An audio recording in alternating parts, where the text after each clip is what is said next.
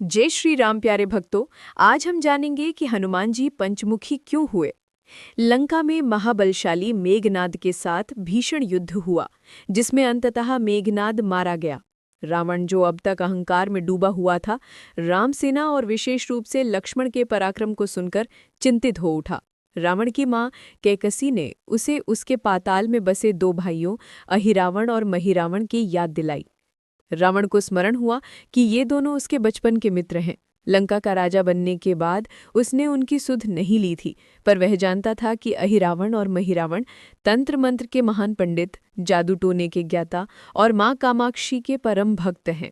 रावण ने दूतों के माध्यम से उन्हें बुलाया और कहा कि वे अपने छल कपट और तांत्रिक बल से श्रीराम और लक्ष्मण का अंत कर दें। विभीषण को जब इस बात का पता चला तो वे चिंतित हो उठे।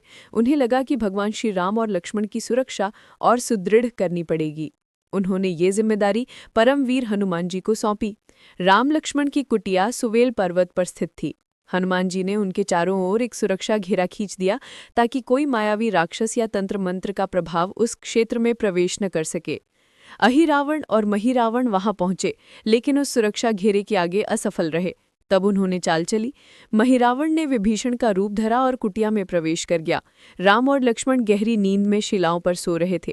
दोनों राक्षसों ने शिला समेत उन्हें उठा लिया और अपने पाताल लोक की ओर निकल पड़े। विभीषण को जब इसका आभास हुआ तो उन्होंने तुरंत हनुमान जी को बुलाया और महिरावण की चाल की जानकारी दी। हनुमान जी ने पक्षी का रूप धरा और निकुंभला नगर पहुंचे, जहां उन्होंने कबूतर और कबूतरी की बातचीत सुनी।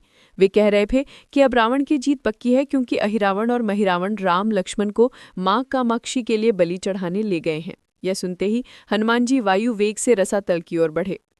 पाताल के द्वार पर उन्हें एक अद्भुत द्वारपाल मिला, आधा वानर और आधा मछली जैसा शरीर। उसने हनुमान जी को रोका और कहा कि मुझे परास्त किए बिना तुम अंदर नहीं जा सकते। दोनों में भयंकर युद्ध हुआ। अंततः हनुमान जी विजयी हुए, पर उस योद्धा की वीरता से प्रभावित हुए। उन्होंने उसका परिचय पूछा। उसने कहा कि मैं मकरध्वज हूँ, हनुमान का पुत्र। जब आपने लंका दहन के बाद समुद्र में छलांग लगाई थी, तब आपके शरीर से निकले तेज को मेरी मछली माता ने निगल लिया और उसी से मेरा जन्म हुआ। यह सुनकर हनुमान जी चकित रह गए। उन्होंने अपने पुत्र को गले लगाया और कारण बताया कि वे राम लक्ष्मण को बचाने आए हैं। मकरध्वज ने कहा कि कुछ ही देर में राक्षस बलि के लिए आएंगे, अतः आप रूप बदलकर मां कामाक्षी के मंदिर में चले जाएं। हनुमान जी ने मधुमक्खी का रूप धरा और मंदिर में प्रवेश किया। उन्होंने मां कामाक्षी को प्रणाम किया और पूछा, हे मां, क्या आप सचमुच श्रीराम और लक्ष्मण की बलि चाहती हैं?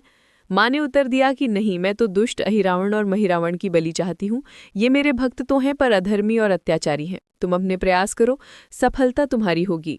मंदिर में 5 दीप जल रहे थे, जो अहिरावण ने देवी की प्रसन्नता के लिए जलाए थे। मां ने कहा, जब ये 5 दीप एक साथ बुझा दिए जाएंगे, तब उसका अंत निश्चित होगा। तभी गाजे बाजे की आवाजें गूंजने लगी। अहिरावण और महिरावण बलि चढ़ाने के लिए मंदिर की ओर बढ़ रहे थे। हनुमान जी ने मां कामाक्षी का रूप धरा। जब वे दोनों राक्षस मंदिर में प्रवेश करने ही वाले थे, तभी मंदिर में देवी के रूप में बैठे हनुमान जी का स्वर गूंजा।